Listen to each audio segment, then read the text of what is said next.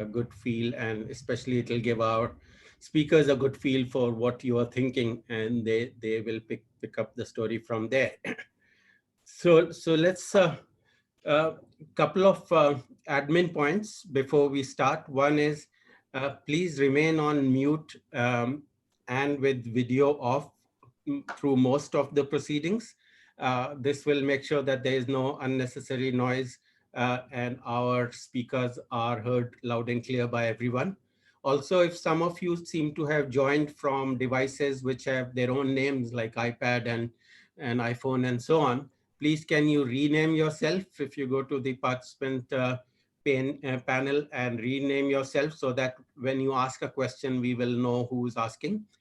Um, um, Thank you for doing that. So with that, let's begin. Welcome to Ahmedabad University and welcome to the conversation series. This is a series of webinars and I see a lot of familiar names here. So many of you know that. So I don't need to tell you much about it. It's a series of webinars run by the Amrit Modi School of Management at Ahmedabad University. Over the past 2 or 3 months since we have started running this, we have had an amazing lineup of thought leaders, academics, and practitioners on this platform.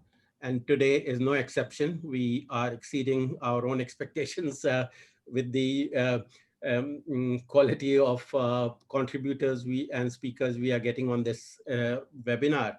So this is a webinar which was initially intended to be of interest to our current and prospective students, but it has grown in terms of popularity. We now have students, alumni, prospective students, faculty, our faculty, as well as faculty members from many universities around the country and beyond. We have had management practitioners from industry, and the wider education, economics, and public policy community. We see many people joining from all of that. And we have covered a wide range of topics. Those of you who have attended previous sessions would know we've talked about the future of management education, about digital disruption, climate change, supply chain, health systems delivery, migration, energy innovation, and so on. So in that spirit, today we tackle another very important topic, and it's become even more important in the current times that we live in. So today's topic, as you see, is Quest for Restoring Financial Stability in India. And that title, as you would have noticed, is straight picked up from the recent book from our eminent speaker today. So that brings me to the speaker. Dr. Viral Acharya is our key speaker today. Dr. Acharya is a CV star professor of economics at New York University Stern School of Business. Besides being a CV star professor, he is a star in many other ways, not just a CV star professor. He was the deputy governor of the Reserve Bank of India between 2017 and 2019, and he was in charge of monetary policy, financial markets, financial stability, and research. Besides that, Viral has a very long bio, and I could spend the whole webinar listing his achievements. But quickly, he has been the director of the National Stock Exchange. He been a member of the Economic Advisory Committee of Financial and Industry Regulation Authority, FINRA. He also of the International Advisory Board of Securities and Exchange Board of India, SEBI, the Advisory Council of Bombay Stock Exchange, and many, many more. So we will probably not be able to list all of that. In addition, he has been an academic advisor to Federal Reserve Banks of Chicago, Cleveland, New York, and Philadelphia, as well as Federal Reserve Board of Governors and Advisory Scientific Council of European Systemic Systemic Risk Board. So a very wide range of experiences, both in India, in the US, in Europe, and so on. So that was a breathless introduction to a very eminent speaker. On a lighter note, I have learned from reliable sources that Viral is a keen fan of the immortal singer Kishore Kumar. and Viral himself is an accomplished singer. So we would not mind, Viral, if you wish to break into a Kishore Kumar tune in response to any of the questions. That will be most welcome. Um, so Dr. Viralacharya will be in conversation with our university's banking and finance expert in residence, Professor Amol Agrawal. Amol is an assistant professor at the Amrit Modi School of Management at our university. So the conversation, as is clear already, it will be structured around Dr. Acharya's new book, Quest for Restoring Financial Stability in India. So that is enough of a rant from me and a breathless introduction to our very esteemed speaker. So welcome, Dr. Acharya, and I now hand you over to Professor Amol Agrawal, who will take the conversation forward. Amol. Thank you, Professor Miglani. Thank you, Ravi. Thank you, Dr. Acharya, for joining us. It's an enormous pleasure and privilege for all of us that you've taken out time to speak to us. So, I mean, as we know, you've written this fantastic book, Restoring the Quest for Restoring Financial Stability in India. So, just to get going, what motivated you to write this book? And what is very interesting is that you've decided to give the proceeds of the book to Pratham as an organization. So, if you could tell us why, and I also like the fact that given we are at Ahmedabad, you started your book with a Gujarati proverb. So, if not a Kishore Kumar song, if you could start with the Gujarati proverb first, and then tell us about the book and Pratham Association. Sure. Yeah, thank you. Sometimes these things are much closer to the speaker's heart than the actual content of the book. So I'm glad to have an opportunity to speak about it. Firstly, a good evening to all the attendees. I know it's late, probably dinner time or Choviar time, as they say in Jains. If some of you are Jains, it's already that time. I hope all of you and your loved ones are safe and well. I understand things are getting better in Ahmedabad, as they used to say. Just some casual stuff. I used to spend my summers in Ahmedabad as a kid because I'm Gujarati and my mama's family still lives there. And we used to be packed off with our bags for the summer to Ahmedabad. We of course it used to be blazing hot as it still is.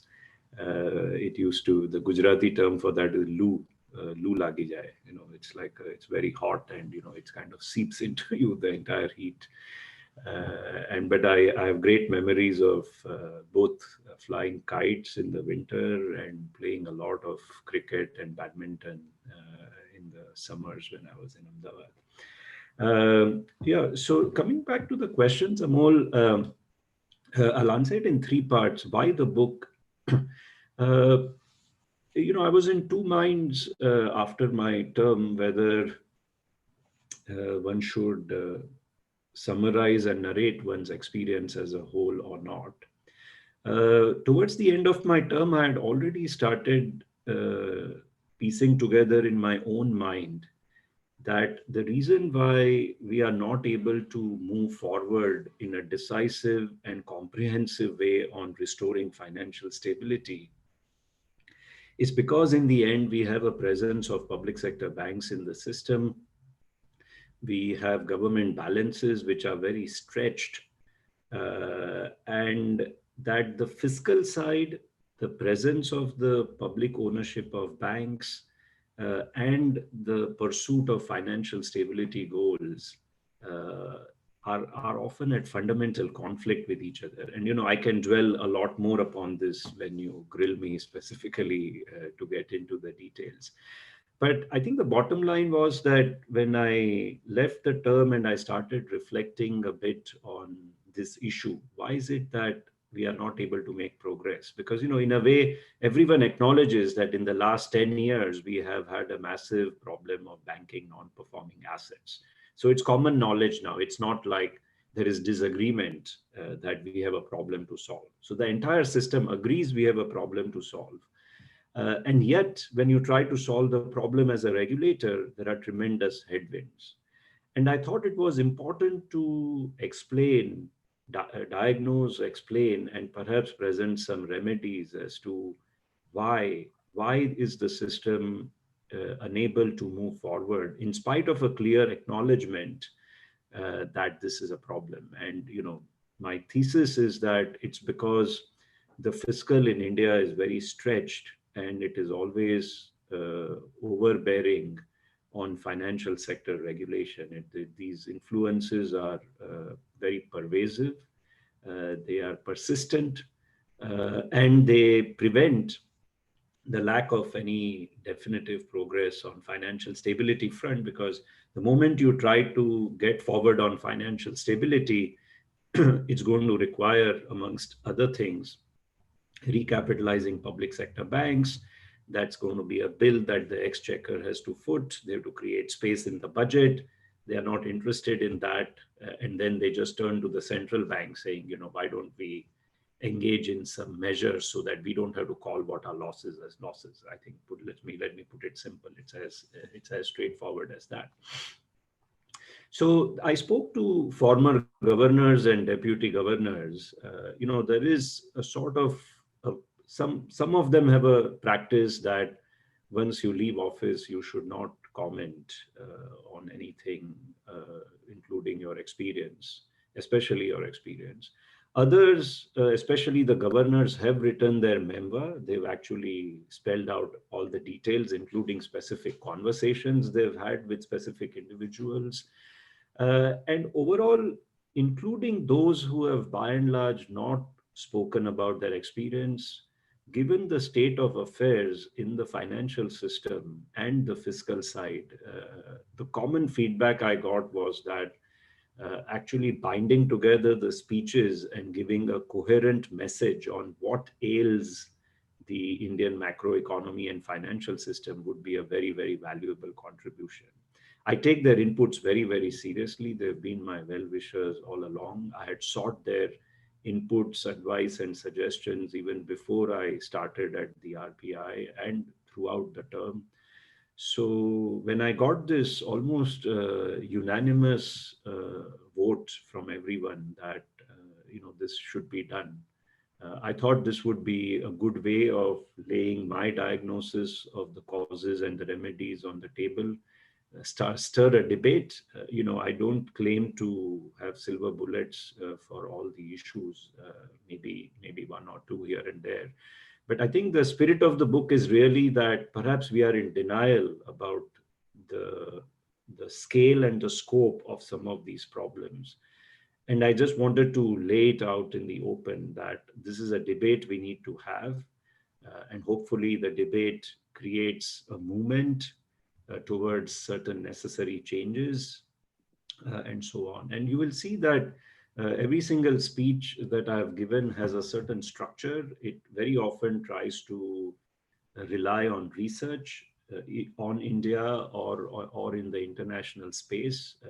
I always like to put facts on the table. I think that should be the first and foremost goal while doing policy, which is that one should try and bring whatever facts, even if limited, to put on the table so that the discussion is disciplined, the discussion has some grounding in what is actually happening in India and other parts of the world. And then I used to document what worked in other parts of the world, but importantly, which policies have failed. And then I used to give the Indian context and then make some suggestions. I used to be a bit provocative at times in the suggestions because, as I said, I always wanted to stir a debate. And sometimes you have to send a sharp message. Otherwise, if you just say this can happen, that can happen, we can do 5 or 10 different things, then, no one takes you very seriously when you do that. Sometimes some of the speeches are really from first principles, like, the speech on a bank should be something one can bank upon. There's a speech on some reflections on microcredit. Some of these were really based on if you were walking around the street and observing people in India dealing with a bank or trying to borrow money, what are their experiences, and how does it all fit into the grand scheme of things. So in any way, I think this was the rationale. I think I felt I had something new to say.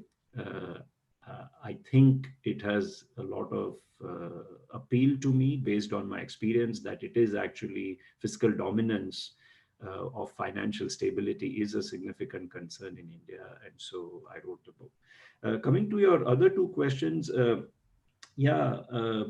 had a school teacher, Shailesh Shah sir. I was in a Gujarati school in Mumbai. I switched to English medium, I think in fifth grade. We had this aspiration in the school that someone from the school should make it to the state's merit list, which is like the first 51 students in the SSC board exams.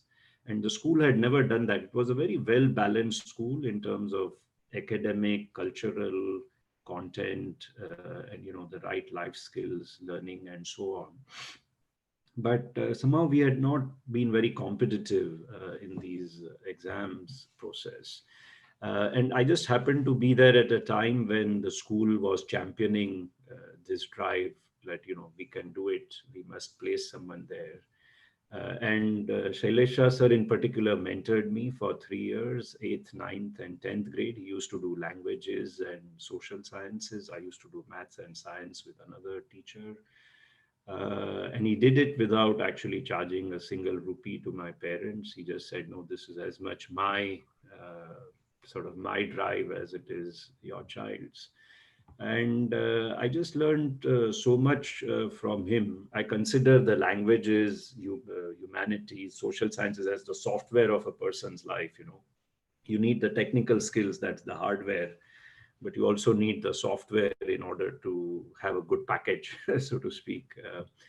He passed away 2.5 years back, unfortunately, from cancer. Very sharp phase of progress of the disease.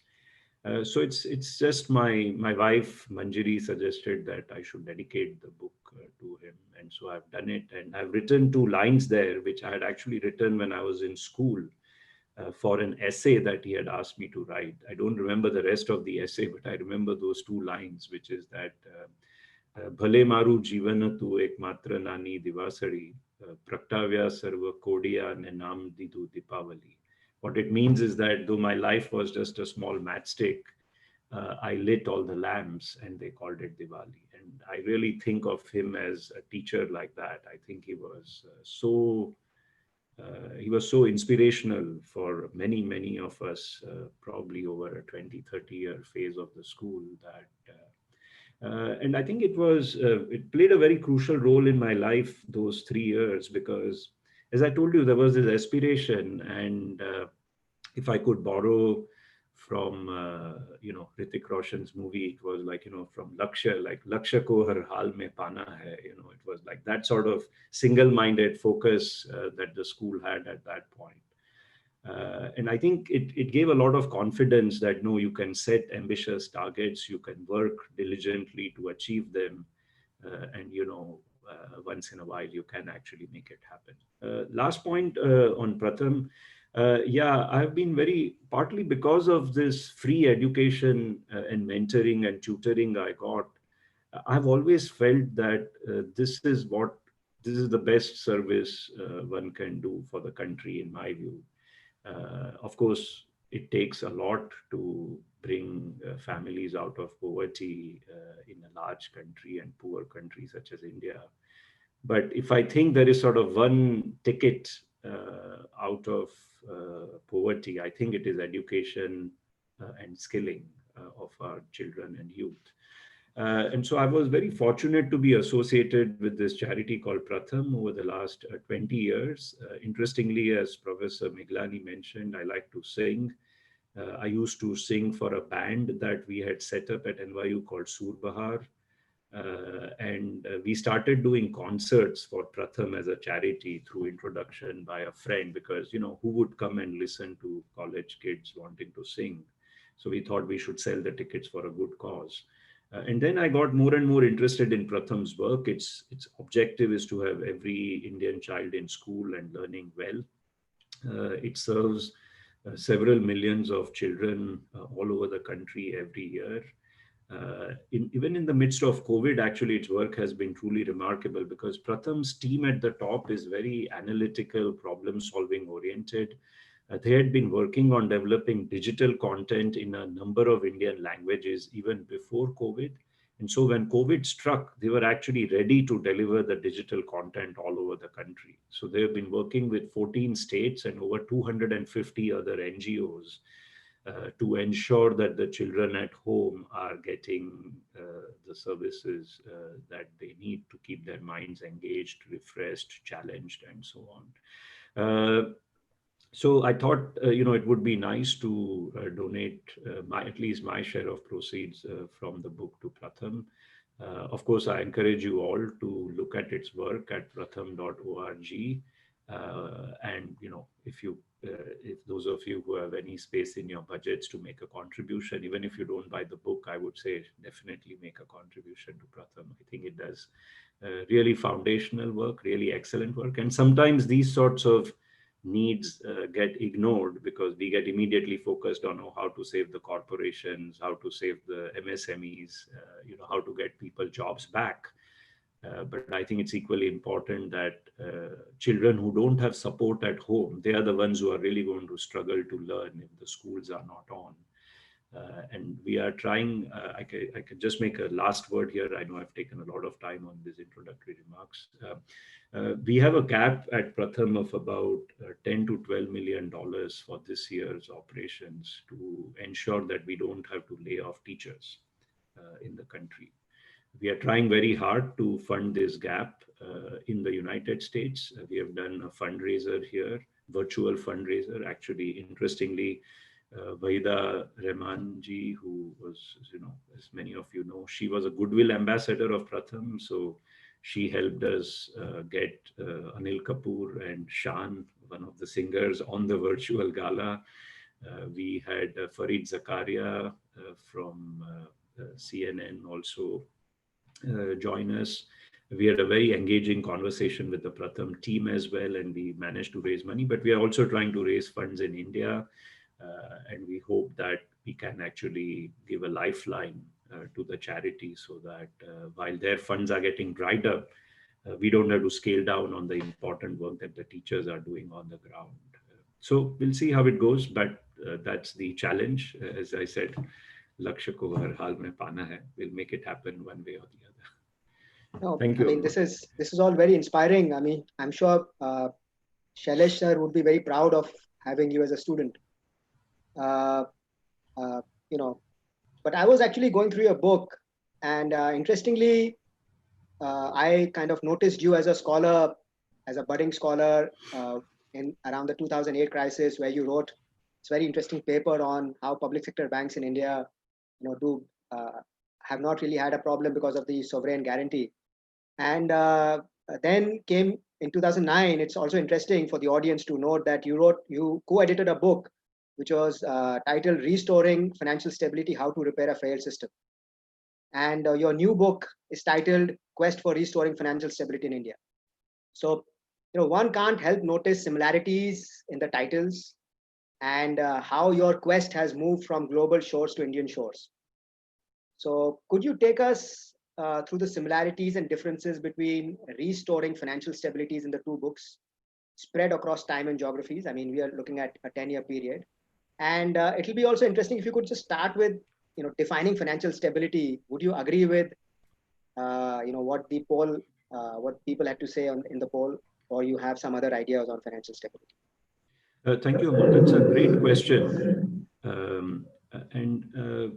I think it was a very interesting poll, by the way. Both questions were really super interesting. So, there is no one single definition of financial stability, but having done almost now close to 25 years of work in the area, the definition that I like is financial stability can be measured, and I'm going to give a quantitative definition to make it very precise.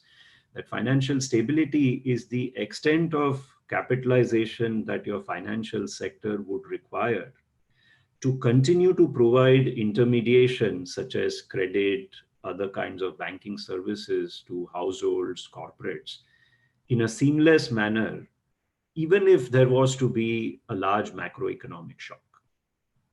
Okay, so there are several aspects to this that are important. One is that it's not about the current state. It's about what happens when stress arises.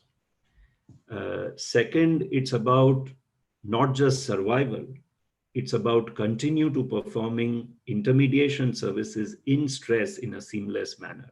Okay, so you should not have a negative multiplier on the economy while you are trying to survive. In fact, you should be so strong that you can continue to provide your core functions.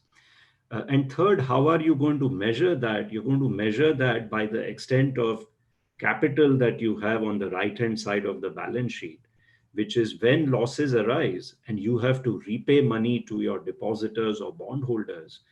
Do you have enough loss absorption capacity in the form of shareholders' equity so that even if you absorb the losses, you have adequate liquidity to repay your creditors, the depositors, and the bondholders, and they will perceive that you have still enough cushions left so that you can still continue to function normally and they don't need to start running on you the way sometimes people go to the ATMs and start withdrawing their deposits because they are not sure about the health of the bank.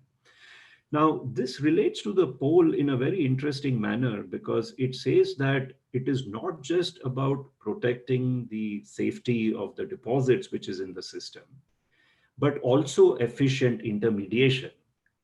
So first and the third questions in the poll, in my view, are actually linked because protecting the safety of deposits is, of course, a given for financial stability, that's survival. But you need to add additional buffers of bank capital in non-bank finance companies on top of that, so that they can continue to provide efficient allocation of credit in the economy.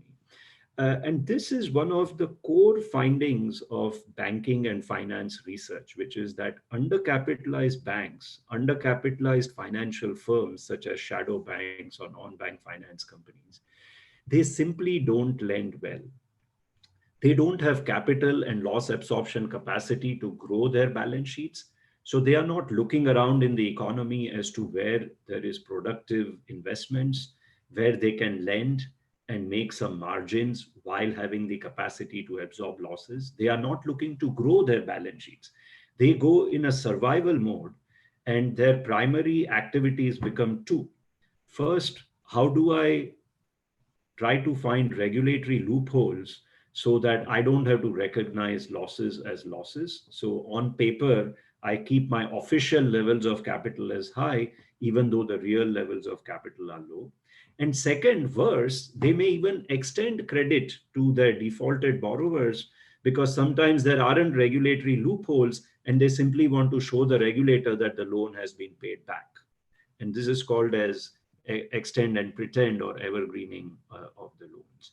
Now, the point of giving this detailed explanation is that it has now been shown in a variety of country level studies for India, for Japan, for Europe, for US, for Scandinavia, that systems that clean up their banking systems after a leverage boom and bust cycle has gone are able to restore growth in a sustainable manner within a few years' time. Whereas systems such as Japan, Europe, and India, which have not done the significant effort to clean up the banking system, their growth starts stagnating. The banking credit growth starts stagnating. Even if credit growth is there, it's not of the right type. The efficiency of allocation to the right places in the economy is not there. And why the two books? It's because financial stability is almost a prerequisite for all other central banking policies to work. So let's think about monetary policy, for example. Suppose the central bank cuts rates. In the textbook model, how is this supposed to kickstart the economy or refuel growth? It's because the expectation is that this will lower the cost of borrowing for borrowers in the economy as the central bank is willing to lend to banks against collateral such as government bonds at a low rate in the overnight markets. Then banks will have low rates if they will want to go and compete for new loan growth, or maybe poach borrowers of other banks. How do they do that? They have to offer lower rates to compete, and they can afford to do so because actually their own costs of borrowing are coming down because the central bank is lending to them at a lower rate in the overnight markets. Now, when banks don't have capital, this process fundamentally breaks down. So, financial stability, which is adequate capitalization of the banks and non bank finance companies, so that when there is interest rate reductions, they go and compete for loan growth and therefore bring the lending rates down, creating a pass through of monetary policy to the real economy. Financial stability is a prerequisite for this to work, but it is often not even explicitly stated. And therefore, the world over, the tendency has been that if transmission of monetary policy is weak, we need to push on a string on monetary policy to do more and more. They cut rates more, they make monetary conditions more easy, but they don't ask the question, why is it that when I'm cutting rates by 50 basis points, the transmission within 1 or 2 quarters is not of the full 50 basis points? And the reason is because banks are trying to preserve margins rather than grow their loan books when the capital is low. So the rationale for both books is that when financial stability is ignored, the central bank ends up doing excessively more on certain policies, creating imbalances here or there. In case of India, my view is that when monetary policy pushes on a string, it actually ends up making government borrowings very cheap because that's the primary collateral against which banks borrow from the central bank. If it makes liquidity conditions easy, it primarily happens through open market operations. Again, mostly it's the government bonds that get purchased in doing this. And so monetary easing without financial stability ends up essentially being a huge transfer of lower borrowing costs to the fiscal side without much benefit to the real side of the economy, the private side of the economy. And this can create an imbalance where the market discipline on the fiscal is lost because monetary policy is excessively accommodative. And then the fiscal can run away because of short term government pressures, creating either runaway inflation or at least macroeconomic stability. What is the difference between this and the in the developed countries and the Indian setting? There are many, but there are also similarities. So let me start with similarities. United States, which on the one hand looks like a completely private capital market in many ways, actually has two of the largest mortgage finance government-owned entities in the world, the Fannie Mae and the Freddie Mac. More than 95% of new mortgages that get made in the United States are guaranteed by the government. The banking sector has a guarantee from the government against the defaults that may happen from the households. I have explained in one of my earlier book, Guaranteed to Fail, that these entities played a very crucial role in putting the housing markets on steroids for close to 2 to 3 decades before it all came collapsing down like a heap of cards. In that sense, India is not dissimilar. We don't have explicit guarantees, but we have all kinds of guarantees to public sector banks, as Amol mentioned. We always keep doing government guaranteed credit programs, especially for MSMEs and certain other kinds of priority sector lending. And we always have restructuring packages where essentially either there is a loan waiver explicitly, or there is a lack of recognition of bad assets. And the reason why then no one still pulls their money out of the public sector bank is because there's the implicit guarantee of the government backing it. So, of course, this deep imprint of the government in the financial sector is a feature of the United States, is a feature in some ways in some other countries as well, and has always been a very strong feature in India for 50 years. So I think there are similarities. What is the difference? I think, and this is the key point why I wrote the book on India. The difference is that when United States had its spectacular banking crisis which crystallized with the failure of Lehman Brothers and so on, it learned some very hard lessons. In fact, in the introductory chapter on fiscal dominance, I quote former Federal Reserve Governor Janet Yellen saying in January 2009, 4 months after the collapse of Lehman Brothers, that that a clear lesson of history is that a sine qua non for recovering after a leverage boom and bust is a thoroughgoing repair of the financial system of the country. Now, we had a boom and bust in 2010-12. We didn't recognize it in a timely manner, but as I said, now there's no disagreement on this having been a boom and bust cycle. But we have not been very decisive, even 8-9 years after that episode, in actually saying, let's fix our financial system once and for all and lay the pillars of financial stability for the next 10, 20, 30 years. So the combination of political will, economic forces, and the regulators coming together to do a thoroughgoing repair of the financial system has still not materialized in India. And therefore, I wrote the book and tried to explain that some of the deep roots of not being able to do this thoroughgoing repair is because the fiscal is too stretched and it's always leaning on the regulators to cut concessions, risk financial stability rather than securing financial stability for the next 10, 20 years, because the focus of the fisc is very much just on year-to-year budgets, year-to-year expenditures, creating credit demand in the short run, and creating credit supply in the short run, rather than actually taking some short-term pain in order to repair the system to move to a healthy state. That's very interesting. Just a follow-up question. I recently read one of your papers on Vox EU, which argues that for a separate set of developed countries, which is the European, where you've also spent a lot of time, they did certain measures in the 2000 follow-up of the 2008 crisis, which has actually made things worse for them, going in the pandemic and in the crisis following thereafter.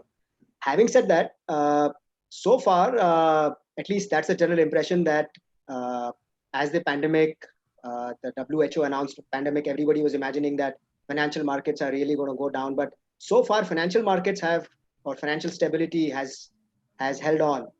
So what is your assessment of this? Is it really the policies which were done in the follow-up for the 2008 crisis helping us now? Or is it just plain good luck and we are going to see some unraveling of financial instability going forward?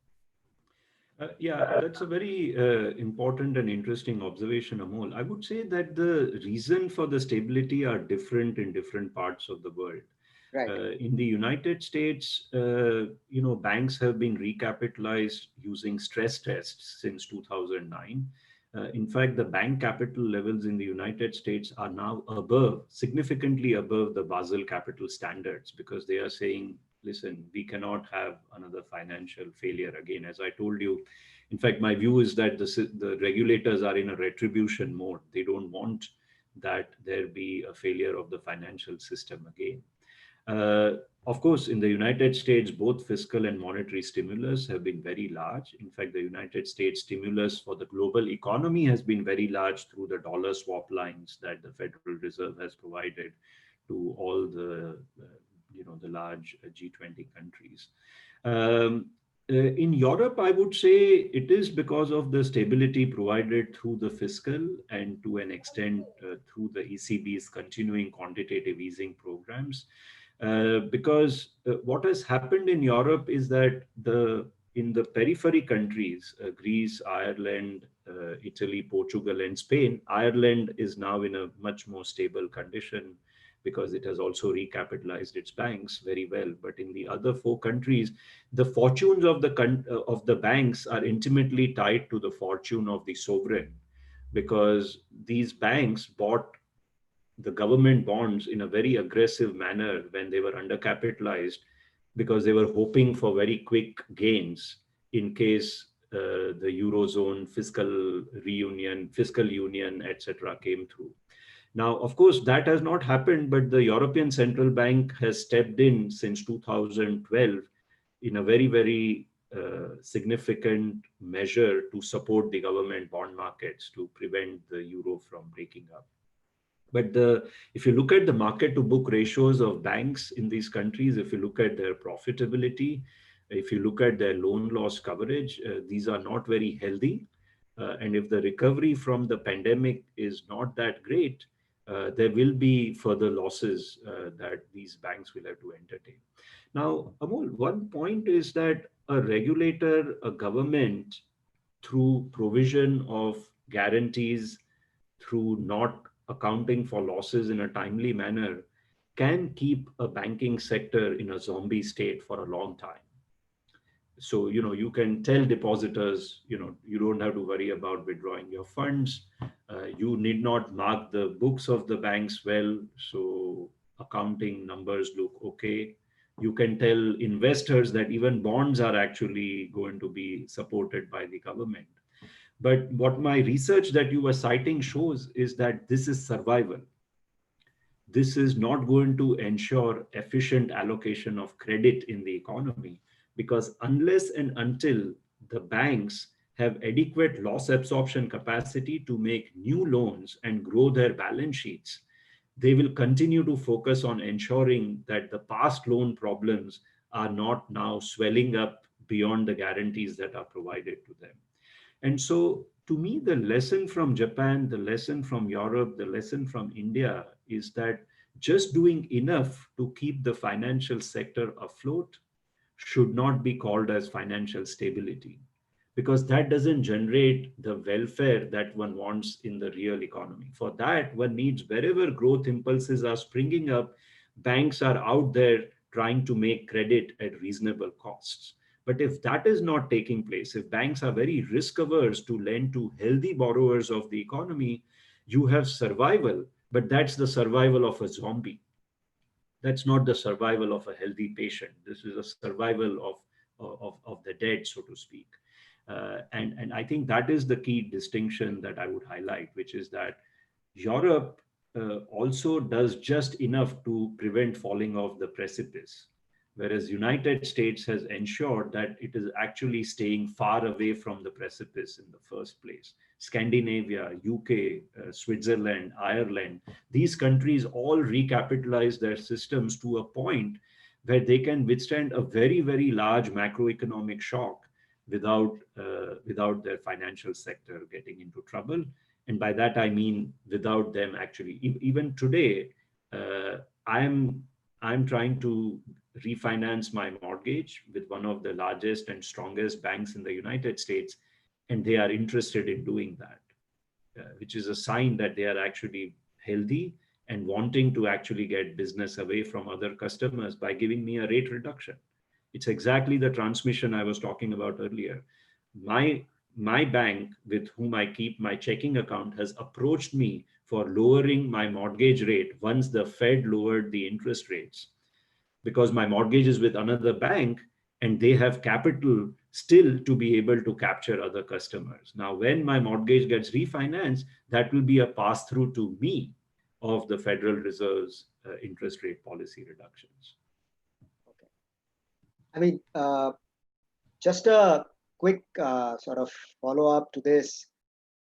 Last year, we had the 50 years of India's bank nationalization. I mean, a lot of your book talks about public sector banks. A lot of your research on Indian banking focuses on public sector banks, and even your chapter on that, there's the fiscal story explains everything in India is deeply connected to the way public sector banks function and the way they are, able to the way they impede monetary transmission and so on and so forth.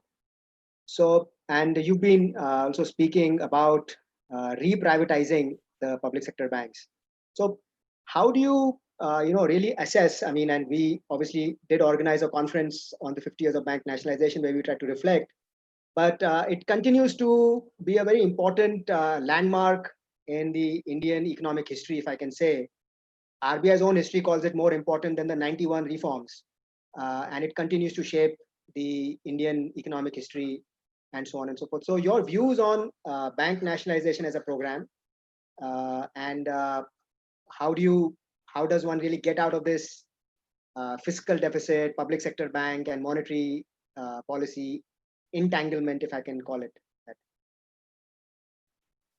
Yeah, this is an issue that, sort of I've thought very hard about, and I have very clear and strong views on. I think this was one of the biggest blunders of the Indian financial sector of all times. I think it was politically motivated. The idea was that the central government wanted to have foot soldiers all over the country and not have to work with the states for the delivery of its welfare programs once the growth was not rising in the nationalist model of growth post independence. This was done against the wishes of the Reserve Bank of India. The nationalization of banks was an entirely political decision. This was not a decision that was recommended or supported by the Reserve Bank of India. And I think this has to be kept in mind. I have observed the world over, including in the United States, where Fannie Mae and Freddie Mac were created in the 1930s after the Great Depression to support the housing markets. Freddie Mac was created later in 60s, but Fannie Mae was created in the post-Depression era. See, what happens with these entities is that you create nationalized presence in the financial sector, and then it becomes a mission creep. Over time, they start serving different objectives. Now, let me make 3 points there. First, to start with, the nationalization was justified on the basis that the savings of the Indian depositors is going into funding the large industrial companies, and nothing is left for the government in order to create development and financial inclusion. And that through nationalization, we will alter this and we will put these banks to deliver on these objectives. Where is the credit to GDP ratio of India after 50 years of nationalization? We are below 60% debt to GDP. By all, you look at regions in the East, there are parts of India where credit to GDP penetration is less than 10%. So my question is, what have we achieved in 50 years of nationalized banking as far as one core metric of availability of credit to small borrowers is concerned? I think on this simple metric, we have failed. Second, how did our nationalized banks get into trouble? Did they try to do financial inclusion and get into trouble? No. They got into trouble by lending to large industrial firms during 2009 to 12 stimulus.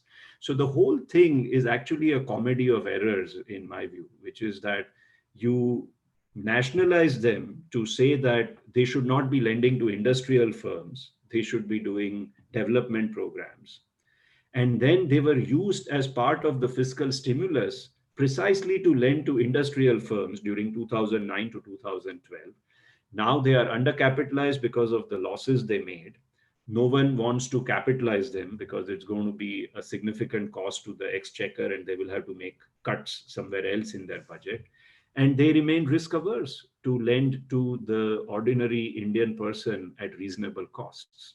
So the whole model is being justified on grounds which neither find support in data as to whether they are serving a significant development function, nor, and in fact worse, they have done exactly what they were doing prior to nationalization and got into trouble.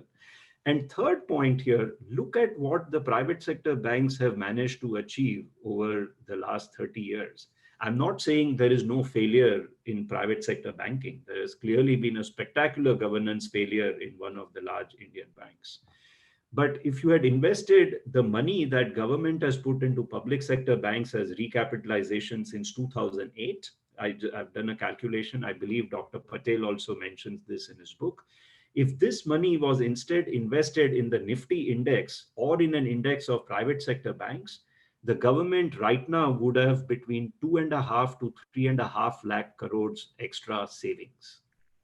this money could have been put to good use for providing COVID relief and repair in the months that are coming out. So now this is becoming a national loss of giant proportions that cannot be ignored any further, in my view. So I'm very clear that it needs to be acknowledged as the biggest financial blunder of the post-independence era. This was done for political reasons, and it is only serving political objectives. It is not serving the common man. It is not serving the interests of the real sector in India, other than the labor that is employed there. Of course, it is serving the interests of the labor, but that's not the purpose of these institutions. And therefore, the better performing public sector banks should be reprivatized, in my view. I don't even call it privatization. I call it reprivatization, because these were banks that were private. They were nationalized by using a single stroke of pen against the wishes of the banking sector regulator for political objectives in two waves in 60s and 70s. So the better performing larger public sector banks can be reprivatized, in my view. It will help them get foreign capital, uh, private capital from India. It will reduce the burden on the exchequer. It will mean they can have growth capital to transmit monetary policy well. They can hire better human capital because of incentive compensation. They will have better technology, better risk management practices, and so on. And the less well-performing, smaller public sector banks, in my view, they should be made to do what we keep saying the public sector banks are for, which is development and financial inclusion. Why not make them small finance banks or microcredit institutions? Let them figure out how to underwrite and collect on the last mile delivery of credit so that we can improve our credit to GDP ratios in parts of the country where they are absolutely at such low levels of penetration. Then their business models will improve. We have microcredit institutions which have now become large banks. They are very wealthy. They are being valued very highly in the market. The same way, perhaps these refocused smaller public sector banks can become healthier and profit-making entities without constant concessions being struck by the regulator and the government. And maybe they can be floated in due course in the market at better valuation. And the last point, I'll give three examples during my time.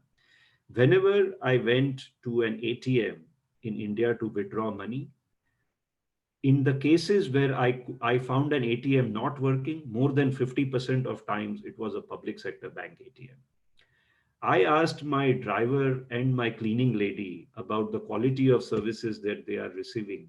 Whenever they complained about their banking services, it was about lack of high quality branch services at a public sector bank.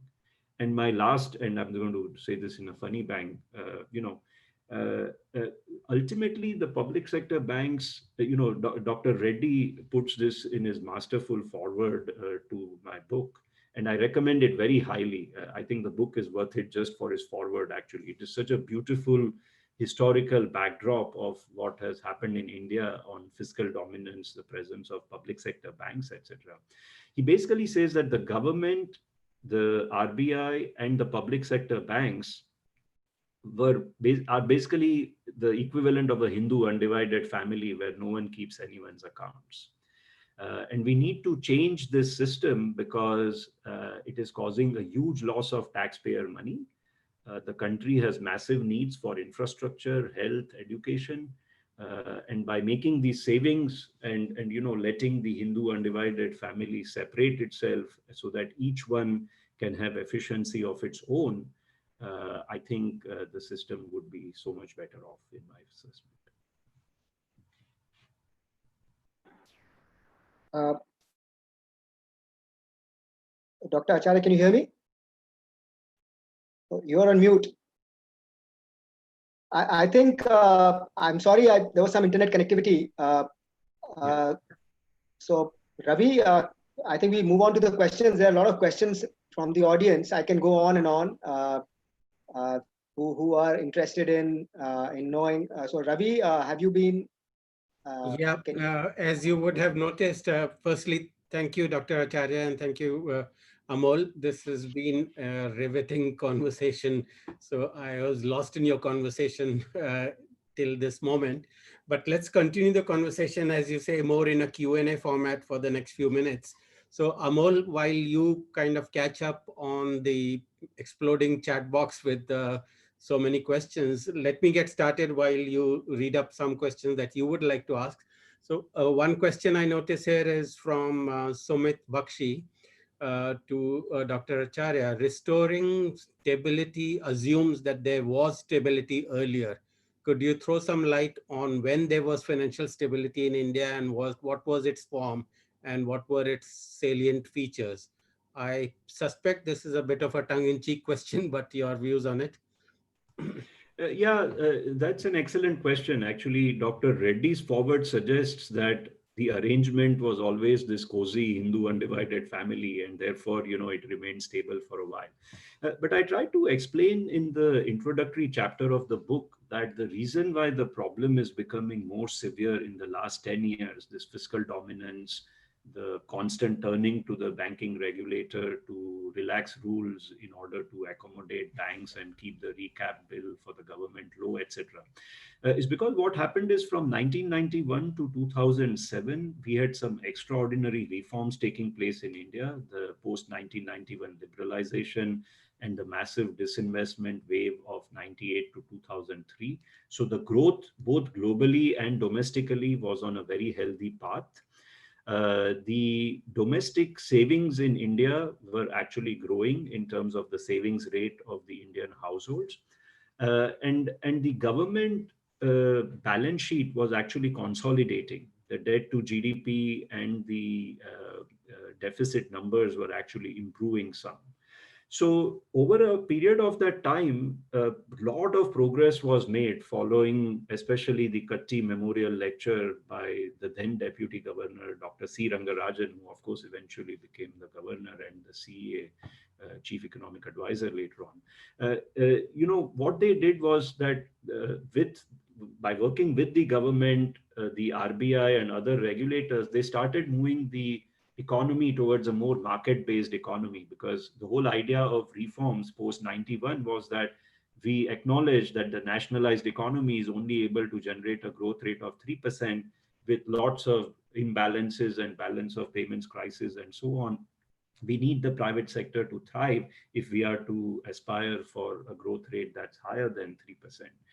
And all of this was working well until these good conditions in the economy were present. What has happened in the last 10 years, especially after the global financial crisis, is that global growth has not been that strong. So there are growth headwinds. Growth has not been easy to manufacture in India, so to speak. Second, the government deficits and borrowing programs have started slipping, especially after the fiscal stimulus of 2009 to 11, 12, and then the lack of consolidation and continued slipping thereafter. I think the only exception has been the oil bonanza of 14 to 17, when oil prices were very low. And third, because of the push for credit-based consumption by the Indian households, where has been the highest growth of credit in the last 5-6 years? It has been actually in the secured and unsecured household credit. Because of that, the households are now consuming a lot more and saving far less as a percentage of their wealth. Now, declining household savings rate and increasing government borrowing and deficit rate and weakening growth has meant that the pressures on the fisc are enormous unless the fiscal reforms itself in a fundamental manner to become more effective. This would mean sticking better to FRBM targets that have been laid out in the Act, but which constantly keep getting slipped on even pre-COVID. We have no great transparency of what the true fiscal is, because we keep moving things on balance sheet, off balance sheet, keep doing musical chairs of disinvestments where one PSU buys another PSU and we call it disinvestment, etc. And third, we need to reorient expenditure towards infrastructure, which generates long-term growth multipliers rather than just giving subsidies all the time, because that boosts GDP in the short run, but it doesn't crowd in private sector and doesn't improve ease of doing business, productivity, and so on. So unless these fiscal institutional reforms are undertaken, the conditions are now such that the fisc is very, very stretched, and therefore it is turning to the banking regulator to compromise on financial stability. I think this happened during the leverage boom and bust of 2010 to 14. And then these pressures have been continuous. And in the chapter, I give 6 examples of areas of central banking: bank regulation, uh, disclosure of defaults in a timely manner, monetary policy, regulation of markets, external sector, and demand for dividends from the central bank. I explained 6 areas to show that the pressures from the fisc are really pervasive. They all unite together as authorities and want to put the burden onto one single entity out there, which has the capacity to make big macroeconomic changes. But those putting the pressure are focused essentially on year to year adjustments in their budgets and not to cut expenditures in any ministries, etc. But the central bank's objectives are very long term: protecting depositor interest, ensuring healthy credit allocation, safeguarding external sector, maintaining price stability or inflation credibility over the long term. And so this tension of T20 versus test match, as I keep giving in my cricket analogy for this tension, the central bank is meant to play a test match. The governments the world over are playing T20. But we need to strengthen fiscal institutions and we need to strengthen financial stability so that the tension doesn't mean giving up of the country's potential output in the process. So I think it's an excellent question. And I recommend you to read especially the first chapter, where I try to explain very clearly how the conditions have changed. And I think Dr. Reddy's forward also provides a very good backdrop for understanding the shifts in financial stability over the last 3 decades. Okay, thank you so much, Dr. Acharya. Let me pick up one more before I pass it back to Amol. A question from Nihar Acharya, no relation, I guess. As we try to cope with the effects of the pandemic, India seems to be having a trade-off between letting inflation rise and minimize the quantum and length of recession, or let recession lengthen and keep inflation in check. As inflation is a policy matter of the RBI MPC, what is your suggestion for RBI today? My suggestion is very straightforward, that RBI has a legal mandate to maintain inflation at 4% within a tolerance band of 2% to 6% while paying attention to growth. I think the primacy of the mandate is on inflation, whether someone likes it or not. That's what the mandate is. You have to follow what your mandate is. You have to respect the act. It is part of the RBI Act, so you have to respect that objective. To me, the real issue is actually not monetary. The real issue is fiscal.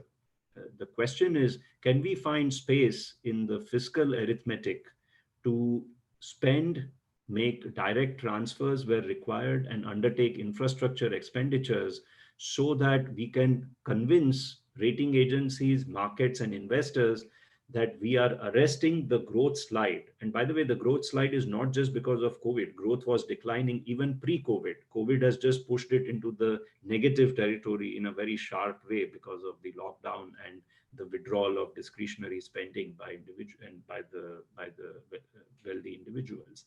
So we have to send a message to the markets that yes, we are creating space for expenditures. We are putting the economy on a growth path by doing what will generate growth rather than simply giving out freebies. And third, we need to rebuild our credibility on medium-term debt consolidation path.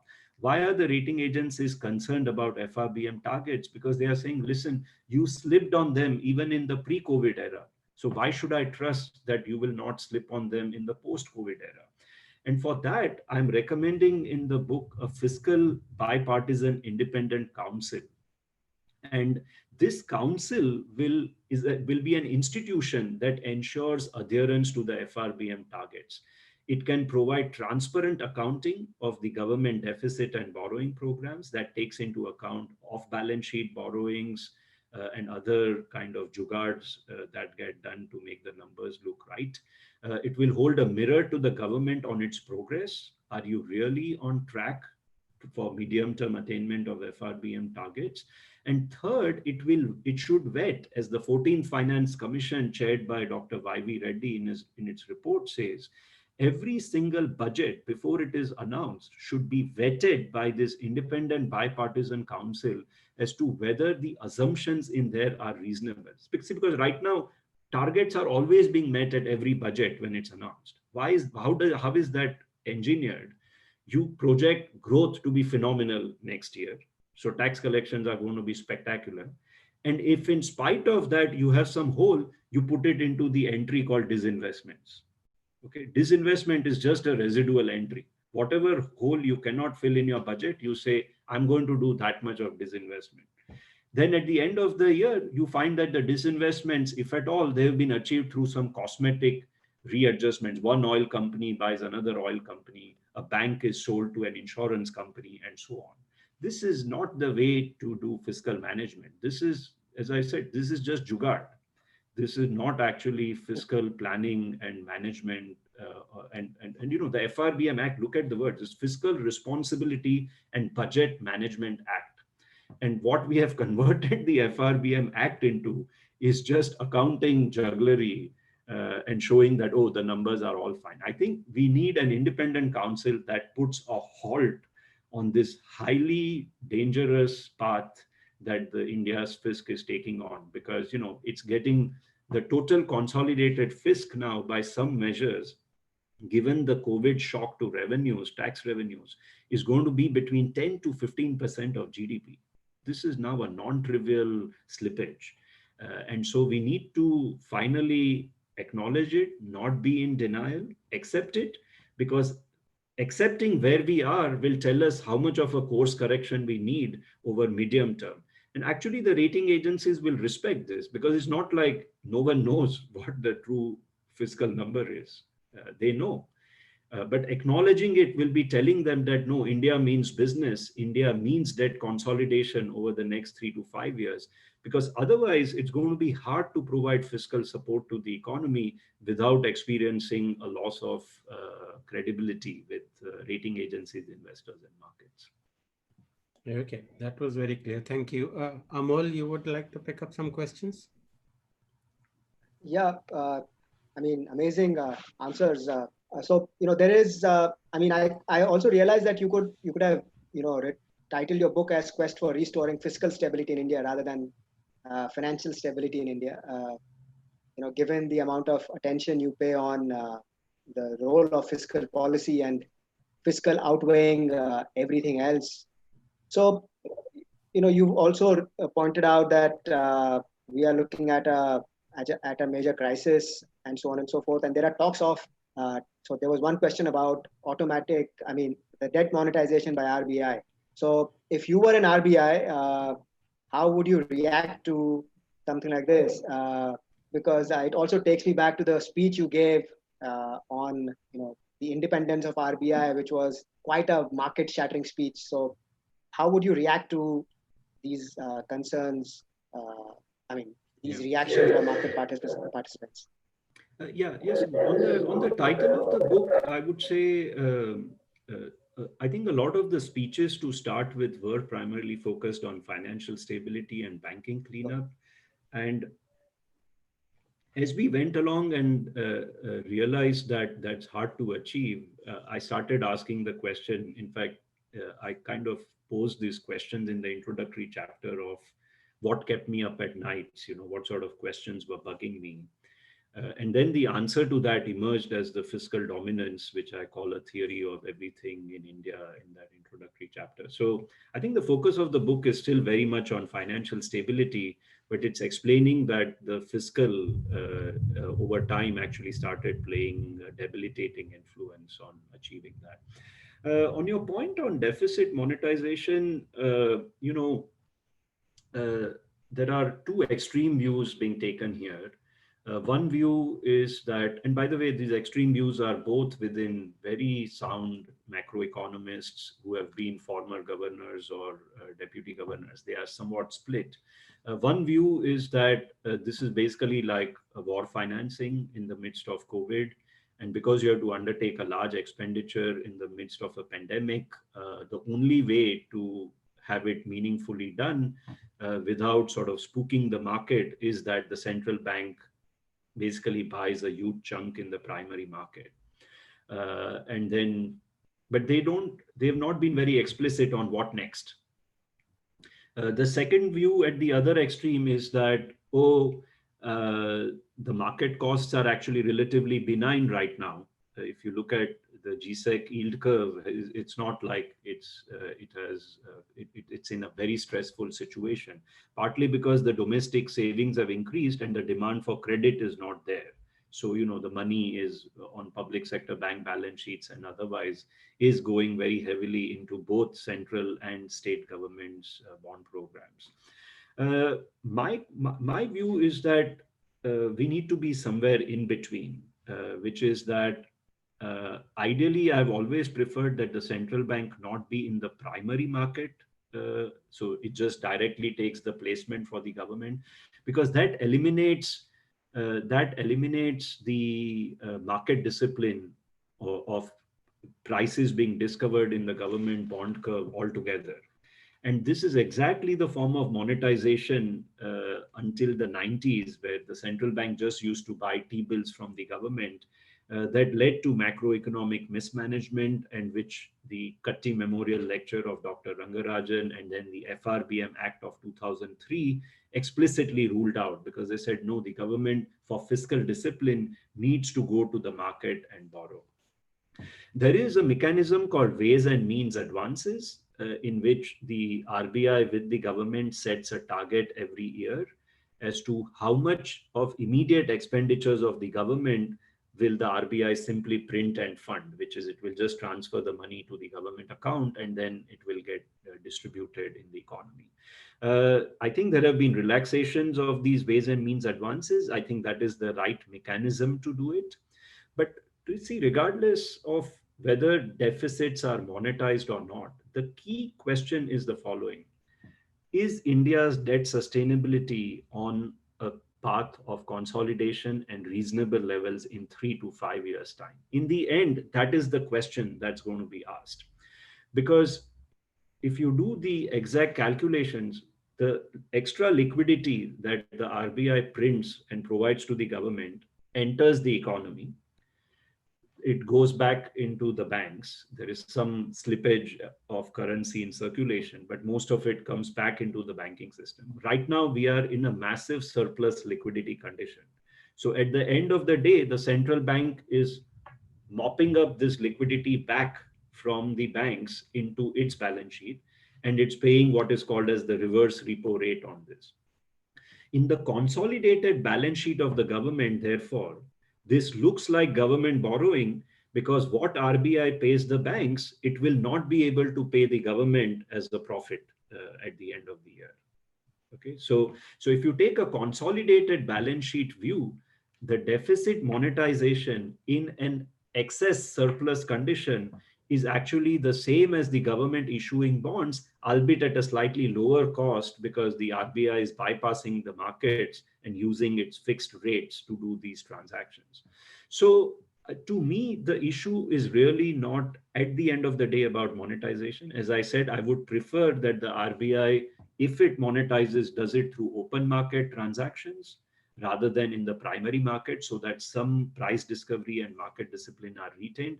But the real issue is that the RBI should work with the government. RBI should lean on the government to provide a fiscal commitment path, because if the debt to GDP numbers start entering 85, 90%, 95% territory, then the fiscal dominance questions will now get asked all over by the investors, the markets, and the rating agencies. And the question they will ask is, will the RBI completely disregard inflation and start paying attention to simply helping the government roll over its debts? This is the classic fiscal dominance as macroeconomists define it, which is that the central bank is supposed to use monetary policy for attainment of long-run price stability, but now it will have to disregard that goal because it is going to be fiscally dominated to help the government roll over its borrowings and deficits. What is the cost? The cost is that if you keep printing more and more money to help the government roll over, and there are inflationary impulses in the economy, you can create a loss of credibility about inflation. Inflation expectations of households, which are already rising over the last 6 months, may get unhinged or unanchored. External investors will now worry that if inflation is allowed to run away, then currency will depreciate, and therefore they will start pulling out funds before they lose the real value of their investments in India. And so I don't think we are at a crisis point right now, Amol. If I conveyed that, I'm sorry I misspoke. What I wanted to say is that the path is likely one that can lead to substantial vulnerability down the line if growth doesn't arise. And recall my definition of financial stability, it's not about what is happening now, it's about what will happen in a stress situation. And if I can give a very striking analogy to really sort of crystallize this idea, how do engineers build bridges? They don't say that the bridge should be able to withstand the type of wind that's going on right now. They say we are going to build enough trusses in the system so that it is robust to a cyclonic kind of wind. Because even in that kind of a wind, if there are emergency vehicles that have to go from one shore to the other, they should be able to cross the bridge. I think of financial system as a bridge from savers to the borrowers in the economy. And this bridge has to be built with such trusses so that it can withstand the cyclonic macroeconomic winds. I think that's the financial stability approach I have in mind. I mean, that's a very, very powerful analogy. I think it will perhaps stay with me to explain financial stability to my own students going forward. Building a bridge. I think that's a very interesting way. Let's kind of move away from financial stability. There's a question from a student who, by the way, is our MA student who is doing internship with RBI, and he has a question. He's working on deposit insurance. So he has a question, and there was a. You also said that protecting depositors' money is one of the. So this deposit insurance has also been in the discussions of late. So he's asking, what's your take on deposit insurance? Won't a risk-based deposit insurance scheme rather than a current flat rate system have a domino effect on the financial stability in India? What is the concern? Will it have a domino effect? Domino effect on the financial stability in India, moving away from a flat-based system to a risk-based system, which is being advocated, which means if you could explain. Right. See, ideally, what you want to do in the spirit of these buffers analogy is that ideally you want to have a risk-based system at all times, but you want to move the extent of the fee that is being charged up and down in level terms over the cycle. So ideally, what you should do is you should charge a riskier bank a higher deposit insurance premium because they are getting a bigger subsidy from the government. But you should charge a higher fee in normal times and build up the funds of the deposit insurance fund so that when the cycle is going down, you have already prepared the extra buffers and now you can relax the pressure of costs on the banking system by just bringing the overall level of deposit insurance fee down. So that would be the prudent arrangement. Now, not having done that adequately in time, I would tend to agree that doing it right in the midst of a large uncertainty shock may not be the best time to get on with it. But I still think that you could, in principle, create a risk-based system, but respect the principle that in a difficult time, you have to countercyclically keep the deposit insurance fee at a lower level, and then you have to raise it in good times so that the deposit insurance buffers are actually being created. Almost all financial stability regulations should ideally have this property. You should ask for more capital in good times and then relax the capital requirement down the line. Our problem is that we don't create enough capital buffers in good times, and so forget relaxation. We have to just ensure for survival that there are enough capital buffers during the downturn in a cycle. I think we have scope for maybe one last question, which I'll maybe just summarize. So there are lots of questions on banking models India can follow those. So what is a view on more exposure to foreign banks? I mean, should India open up to foreign banks, narrow banks, big techs, fintechs? How do you see the space in the Indian banking sector going forward? I mean, should we open up more to not just re-privatizing public sector banks, but look at banking sector as a whole and open up spaces to allow these newer players to come in with different models? What is your Yeah, and with the help of financial stability? yeah, I'm a big fan of a differentiated model of banking. I feel that those who have a proven track record of being very successful, profitable, managing their risks well, these are the only entities, in my view, that should be allowed to do universal banking. Universal banking should not be a right; it should be something that you acquire through demonstration of performance. It would be better to make underperforming entities more focused, especially in the public sector banking space, as I was explaining. I would be in favor of greater entry, especially of foreign banks. But three caveats here. First, I'm not.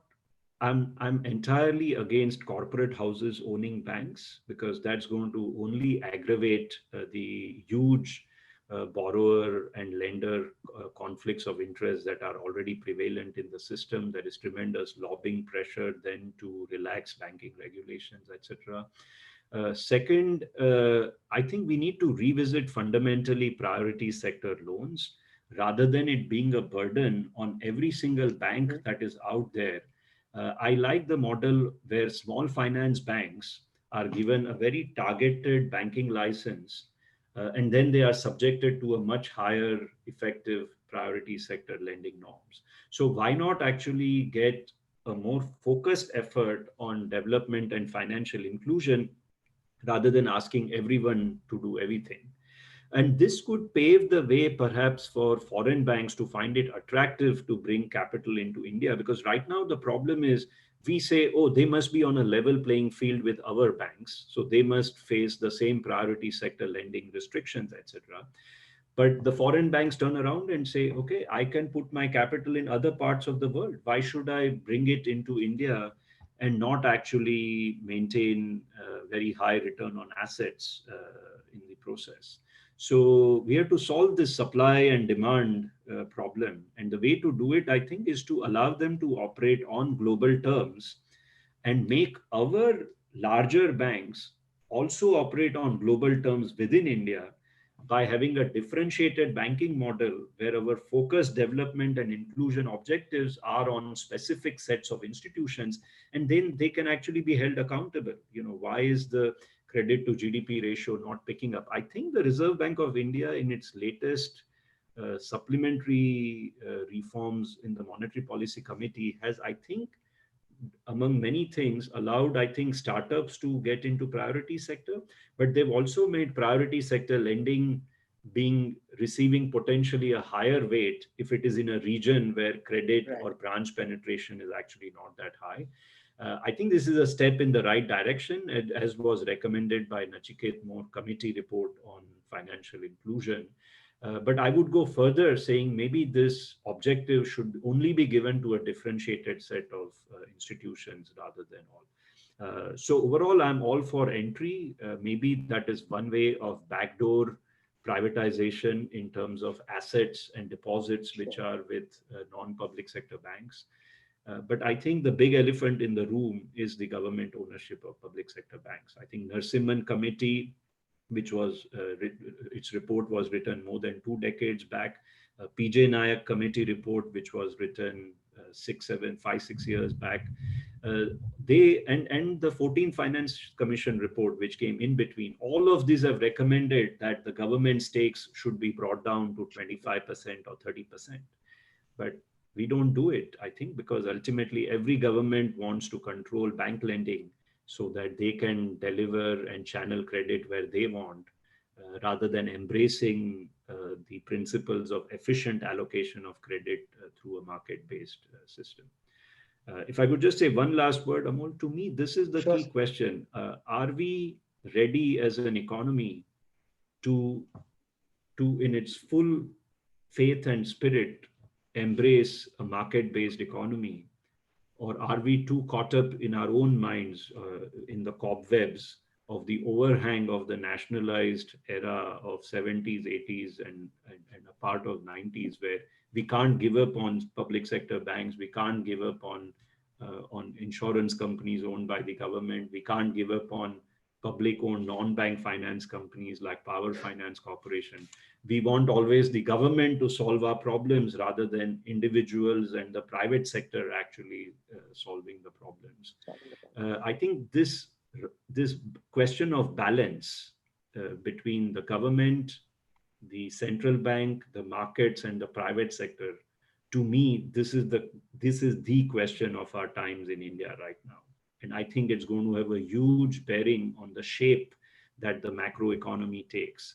Do we keep these four wheels of the car all working together with equal thrust, equal pressure in the tires? Or do we start having a model in which we inflate one tire or inflate the front wheels, but not the back wheels? And the front wheels are moving ahead and the back wheels don't have enough thrust to go on. I think, we won't be able to, just the way a car can't break that basic laws of physics. I think we won't be able to break the basic laws of economics if we don't strike the right balance between the roles of these four crucial parts of the economy. Thank you so much, sir. Amol, maybe that we are running out of time. Yes. We had Dr. Acharya's time till 8 p.m. We've already Right. passed that. But if you don't have a hard stop, Dr. Acharya, if I can squeeze in one other question, which I think would be interesting for our audience. Sure, sir. You have another 4 or 5 minutes. Sure. This is a question from Dr. Pallavi Vyas, who is a professor at our university. In the context of pandemic, given that it's very hard to get credit even for healthy firms, would engaging in more socially responsible behavior possibly improve their chances of getting and improving their credit ratings, make it possible for them to get credit through environment, social governance, ESG loans overseas? That's a great question. My colleagues have done a lot of research on this. I must confess, I have not dabbled in it myself. But what my colleagues are seeing is that the companies which have high ESG scores, especially the E and the S part, the environment and the sustainability part, they have done remarkably well over the pandemic. I think they have been rewarded by the investors with very attractive valuations. They are seen as a hedge against actually a future pandemic or climate risk.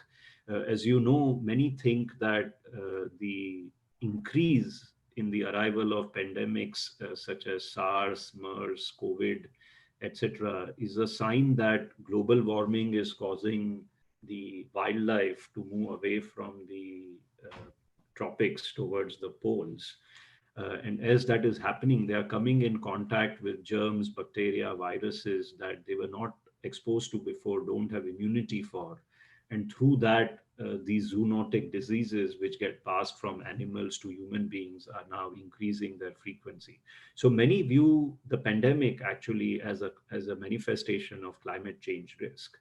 And these ESG stocks are emerging as significant hedges in the market valuations, partly because of awareness. I think people are learning about the pandemics with each successive pandemic that arrives. And partly the large institutional investors globally, take BlackRock, which is one of the largest asset management company with several $1 trillion of funds under management. They are paying special attention in their portfolio allocation to some of these scores. So I think it's a very interesting idea, Professor. I had not thought about it before, but why not? I don't know if Indian companies are getting rated on ESG scores already. Perhaps if they show the willingness and intent, as you said, maybe the global rankings of ESG will start covering Indian companies, and maybe they could get into some of these indices possibly. That's a very interesting thought. Besides being environmentally and socially good and responsible, it might also potentially lower the cost of capital. Okay, I think we have stretched your generosity as much as we could. We will have to let you go.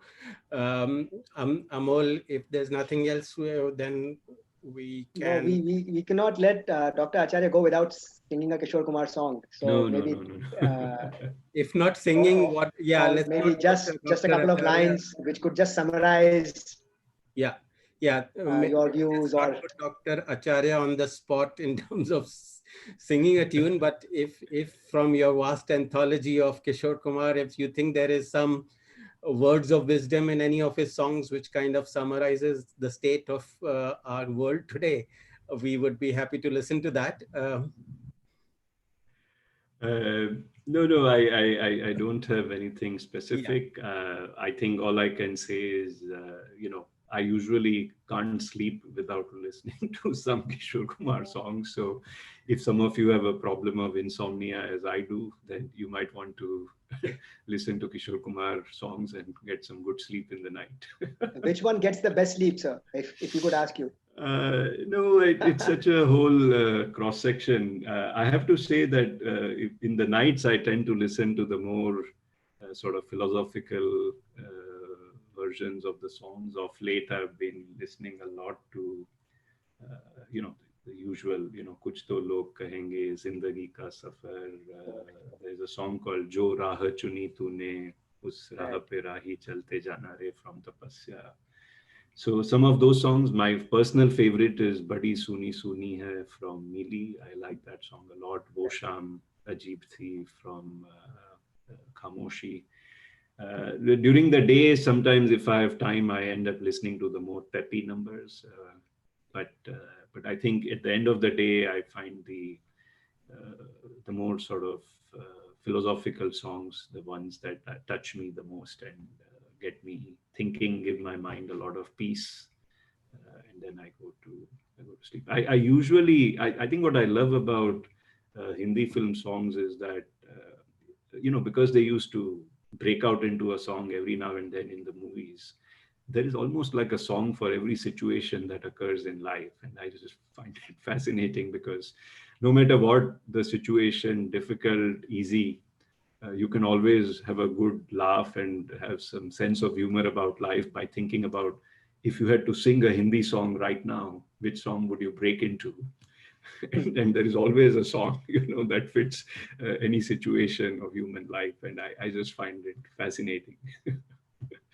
Okay, so Okay, on all one the final note, best. maybe we don't want the 60s and 70s in terms of our economy, but surely for the music and the songs, we would like to go back to the 60s Yeah, and the and 70s. I think if you think about Kishore Kumar, he was one of the persons who had stood up against the emergency, Right, and absolutely. he was actually banned from singing on the. Yes, I yes, think his yes. songs were blocked from being featured on the Right. All India radio and so on. So Yeah. maybe deep in his heart, he was against the nationalization of banks.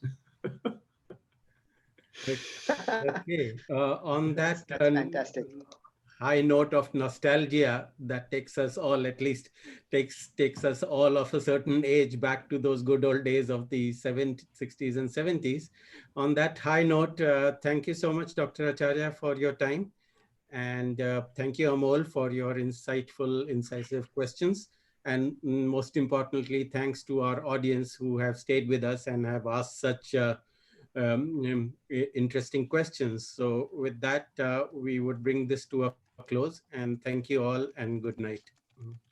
Thank you. Thank you, sir. And I want to wish all in the audience and your families the best of health and safety in these challenging times. Take care. Thank you. Thank Thank you. you. Thank you, Dr. Acharya. Thank you so much.